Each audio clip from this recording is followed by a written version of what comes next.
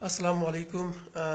आज जो मैं जिस मज़लूम एक फैमिली के साथ मौजूद हूँ, ये एक बच्चा जो आप देख रहे हैं जिसका हाथ कटा हुआ है, इसको आर्मी के ट्रांसफार्मर जो सिर्फ आर्मी को ही बिजली मुहैया करती थी, उसके ट्रांसफार्मर से इनको करंट लगा है। और करंट भी ऐसा लगा है कि वो ट्रांसफार्मर जो था वो ज़मीन के ऊपर पड़ा हुआ था।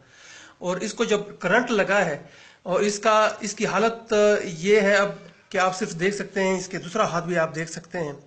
और ये इसकी टांगे जो हैं उसकी भी यही हालत है जो मैं अपने अभी हाथ की सूरत में आपको दिखाई। ये इसका एक हाथ जो है वो कट चुका है।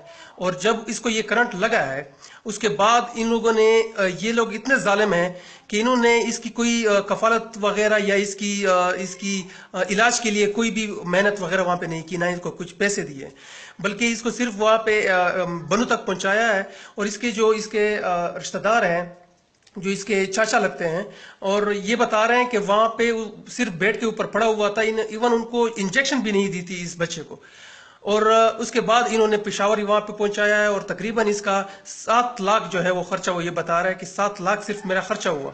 और क्योंकि ये खुद ड्राइवर है, इसके वालिद साहब जो है वो खुद भी ड्राइवर है, कराची में मजदूरी करते हैं, और इसकी यानी कि ये पैसे पूरे करने के उनके लिए मुमकिन ना था, तो इन लोगों ने ये घर भी बेच दिया उसके लिए। मगर जब इनको रिपोर्ट भी दी, दरख्वास्त भी दी आर्मी को, और वहाँ पे जो जिम्मेदार ऑफिसर है कर्नल उस्मान, उसको भी दी थी।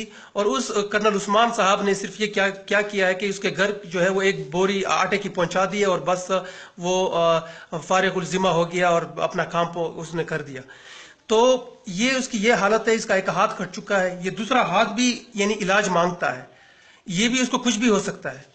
तो अगर ये हालत है तो मेरे ख्याल में ये अगर दूसरा हाथ भी इसका कट गया तो मैं इसका हाथ उठा के ना ये जीओसी जो है वाना में उसके घर पहुंचा के आ जाऊंगा। ये जो कर्नल उस्मान जो आज डी खान में है, इसके घर में पहुंचा के आ जाऊंगा इसको।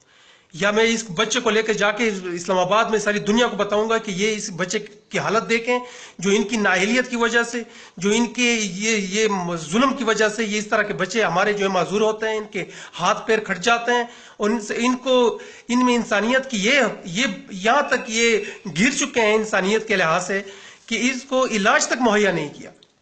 वो इसकी कॉम्पनसेशन तो दूर की बात है, भाई इसकी कॉम्पनसेशन कौन करेगा? इसके वालिद जो है ये इसके तो यानी कि वो बैंकरप्ट हो गया, इसके घर तक जो है वो इसी इलाज में जो है वो चला गया। और ये भी आपको बताऊं कि ये बच्चा जो है वो अकलौता बच्चा है, और ये भी बहुत वक्त के बाद इनको मिला था, और शायद दूसरा कोई बच्चा भी पैदा ना हो इसके बाद।